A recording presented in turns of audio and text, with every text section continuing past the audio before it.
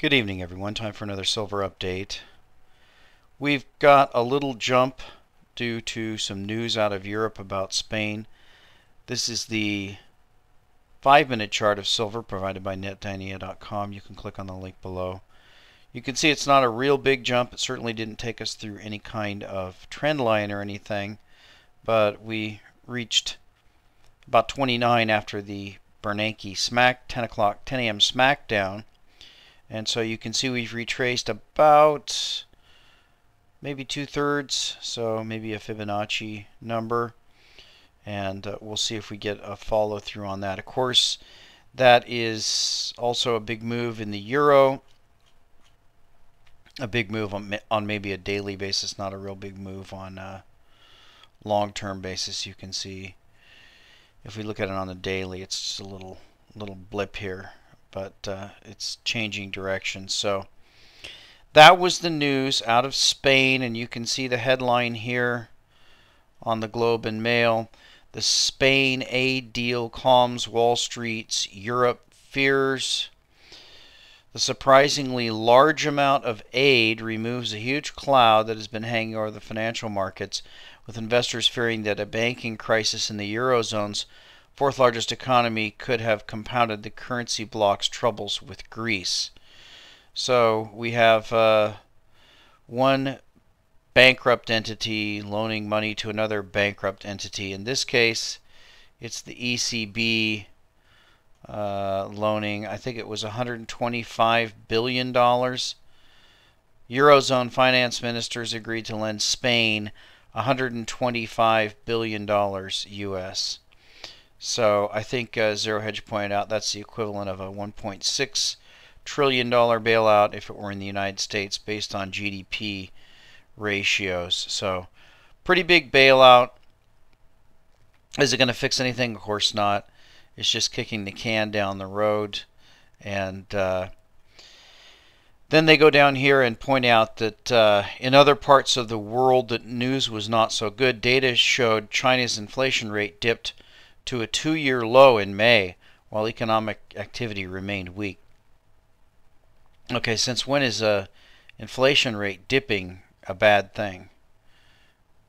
I mean, yes, maybe if inflation goes down and everything else goes down, but if inflation goes down and other things go up, such as productivity or wages or anything else or good things, the prices of things people need to buy goes down and the economy is still booming, well, that would be a good thing. So right off the bat, that's going to make you suspicious. And then they say this reinforced expectations that further policy easing could be in the pipeline to head off a sharper slowdown in the world's second largest economy.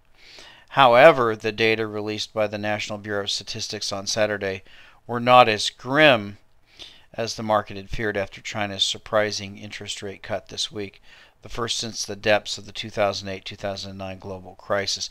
But the numbers still suggested economic activity remains sluggish in China. There were also concerns that while the economy may stabilize with stimulus measures, growth could slow down further. Okay, so let's go over to the China story and actually take a look at some of these figures here. Here's the story released about 2 hours ago about China's growth flagging in May. China's inflation, industrial output, and retail sales all flagged in May for a second straight month of sluggish growth that galvanized policymakers last week into taking their boldest action yet to combine a sharpening slowdown. Okay, so we've got some pretty colorful language here, especially about industrial output and some other stuff. So let's take a look at the numbers here that they're talking about. So of course the big thing they're worried about here is the inflation eased to 3% and producer prices fell 1.4%, and I would say, so isn't that good? But let's go up to industrial output. Industrial output rose 9.6% in May from a year ago. So China's industrial output is up 10% over last year. Retail sales were short of expectations. they won't tell us what those actually were. Now let's look at exports. Exports rose 15.3% in May from a year earlier. Chinese exports are growing at 15% a year. That's the slowdown, up from April's 4.9% rise. Imports gained 12.7%, also more than double expectations. That left a trade surplus of $18.7 billion, the biggest since January. Imports hit a record high of 6 million barrels of crude. And shipments to the EU, China's biggest foreign customer, grew 3.4% on the same basis, highest since January. So, and here's the GDP. Slow down. China's economic expansion is widely expected to dip below the 8% year-on-year in the second quarter. That would mark the 6th consecutive quarter of lower growth. 8% is lower growth, and reflect the sort of pace seen during the trough of the global financial crisis. Full-year growth is expected to drop to 8.2%, the lowest since 1999, Reuters poll showed. The government has set a growth target of 7.5% for 2012. So the news that China is slowing is just absolute garbage. And, you know, do they have a different kind of yardstick that they use to measure China as opposed to the European Union and America?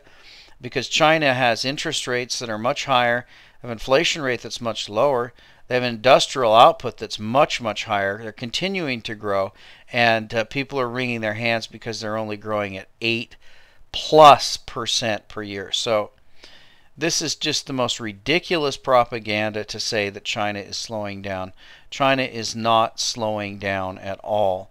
And even if China does slow down, which I don't think they will, but if they do slow down, they have plenty of room to ease because they have a 4% difference between their inflation rate and their growth, a 5% rate. They're 3% inflation and 8% growth. So that's nothing like the United States, which is really shrinking, which has something around an 8% real inflation rate, and when you back that into the GDP rate, probably a negative 2%. So you've got about a negative 10% spread in the United States and a positive 5% in China, and I'm sure that the European Union is just as bad. So more propaganda out of the mainstream press. They're just not telling you the truth about China, which is rapidly going to replace both the United States and the European Union, which are pretty much failed socialist economies, while China is embracing, and most of all Asia is embracing more and more free market and free trade type of principles. So the numbers aren't there for their propaganda. Now, I want to jump to the question of the night, and that is, where did that go? That's from the forum, and we'll just pull up a new link on that. And I did want to mention that there's still a sweepstakes on the forum, so if you go and sign up as a new user, you can join in the silver sweepstakes, and we still need about 80 people to sign up, giving away 4 ounces of silver. So come on over to the forum and sign up as a new user, and then you can post on this silver sweepstakes thread. But the question of the day is from 1974 Silver Boy, and he asks, "Hi John, I'm new here, but I've been posting to your YouTube videos using the same name and would like to thank you for all your work here. I have a question which I don't know if you have been asked before, but I'm trying to work this out. I would like to know your thoughts on it. Okay, I have NetDanny on my phone. I'm regularly watching the silver market. I also regularly visit SGT Report. I can tell you the silver production counter there. Is it accurate? I'm guessing at, say, 800 million ounces of silver mined in a year, including scrap, recycling. Am I anywhere close? is this figure high or is it higher? That's fairly close. I wouldn't consider scrap recycling, but you can, and that's going to be 800 million. That's close. Then the volume figures on Netdania is this figure in contracts cumulative throughout the day. Each contract is 5,000 ounces. Yes, that's correct. Now, this is where I'm going. Take, say, 800 million ounces mining, scrap silver per year, divide by 365, gives 2.9 million ounces per day. Well, that's not correct there, because you're really going to talk about maybe 200 trading days, so maybe 4 million ounces a day. Divided by 5,000 gives 438 contracts. Yet Netdania on Friday showed 216,000 contracts, so divide 216,000 by 438 gives 493. 493 times the amount of daily physical silver traded on Friday, and then so that's the question. Is it easy? Is it that easy, assuming my daily supply figures are correct? If so, this is shocking manipulation. Well, it doesn't prove manipulation per se to have numbers like that, but one would want to ask why. And this is, this is something that was admitted by Jeffrey Christian. There's 100+ physical paper ounces traded for every physical. Here, your numbers show maybe 400+. We don't know what it is. Here, you didn't include the SLV. We don't have all the stuff that's tracked in the LBMA and the BLS and billions of dollars over there of outstanding silver derivatives. So we just don't know. The number could be as high as 1,000 to 1 paper silver, 2,000 to 1 paper silver. We don't know how high that number is. But the main question is why? Why are so many people interested in buying paper silver and selling paper silver, especially when they don't have the silver to back it? And I think the answer to that question is that the silver market is not a real market anymore. It's a market that's just determined by money, so it's just as valid as any other market out there. Of course, the real market is going to be the physical silver market, and the physical silver stackers are the ones who are going to determine where things go, because they're going to force a crisis when things really start to break down. And that brings me to the main topic of the night. And of course, everybody knows, has heard the news, the big controversy, and everybody's screaming about the fact that I believe Rand Paul came out and endorsed Mitt Romney. And there's a lot of questions about where Ron Paul stands on things. And so I've posted some pro Ron Paul posts and threads on my blog. I've mentioned him a bit in some of my videos, but I generally try to shy away from politics just because I have serious doubts as to whether there's any political solution to the crisis that we face. I definitely agree with Ron Paul on most issues, certainly more than I agree with any of the other candidates, and I certainly agree with the position that we need to rein in our military spending, we need to rein in the insane war on drugs, and we need to rein in the size of government.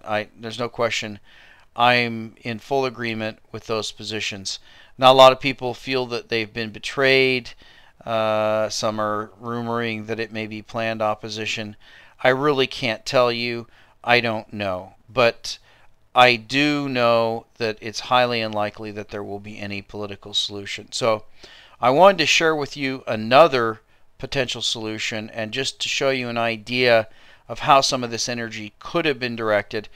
These are all just rough estimate figures, so don't quote me on them, and the math is very fuzzy, but it just gives you an idea of the type of thing that we could have been talking about. So I did a quick lookup on the donations that Ron Paul received in his presidential campaign, and we're talking about $50 million or so. So we do the math on that, and that's roughly 1.6 million ounces of silver that could have been bought with that money. I estimated about 10,000 volunteers doing about 50 hours each. The number may be far higher, so I just guesstimated about 500,000 man hours put into that campaign. and about $20 an hour. Maybe they could have been earning someone else if they wouldn't have been doing that at a job or something. So that's about $10 million. I did about 0.4 million ounces, so we're now about 2 million ounces. Now, based on some of the election results, and some were positive, some were negative, some were rigged, I couldn't really tell. So I just did a rough estimate and said that perhaps 10% of the population could be considered Ron Paul supporters. So I just did an estimate and said if those people, all 10% of those people, bought $100 worth of silver, or actually that was, I'm sorry, I changed the math here. Just did 100 million ounces. So that would be $300. But if they bought 10 ounces apiece and spent $300, then that would be 100 million ounces of silver. And then the other one I did is if those people would have spent their time telling one other person and convincing one other person to spend the same, and they would have bought 10 ounces or spent $300, then that would be 100 million ounces of silver. So all told, if all of this effort, and this is just, again, this is a very rough guesstimate, if all of this effort that had been put into the Ron Paul campaign had been put into a campaign of buying physical silver, it could have resulted in 202 million ounces of physical silver being taken off the market. Now, that is not a number that is that would break the bank, but it's very close to approaching that. If these people would have bought $1,000, you'd have 3 times that. You can see how the numbers could add up very quickly. And the other thing about that is that this money would not have been wasted. Now, I know a lot of people are going to get upset for me saying that the money is wasted, but in my opinion, if Ron Paul doesn't become president, then this is all wasted effort. Now, if this effort were spent to buy physical silver, then of course not only would the money be preserved, they'd be able to spend it again, but it's highly likely that this effort would probably make that value of that money move 5 or even 10-fold, which ultimately in the future could support a presidential campaign and for somebody to actually have the money to win. But so that's just an idea of how little effort it would take and the amount of effort that was spent for this campaign. And we know that even if Ron Paul were elected president, that it's highly unlikely that he would be able to get through any of his policies. So let's say that he were elected president on a landslide. What are the odds that he'd be able to bring all the troops home and close all those bases? Let's say he were elected with a landslide. What are the chances that he'd be able to rein in the drug war and stop wasting all that money on a police state? What are the odds that he would actually be able to get all these things done?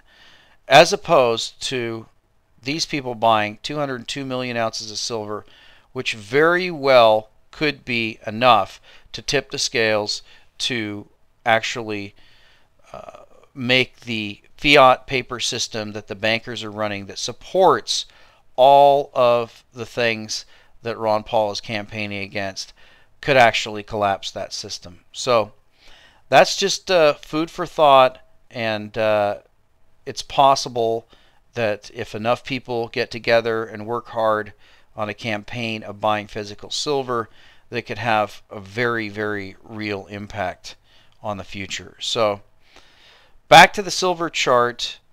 It is moving quite slowly, but there is a little boost here.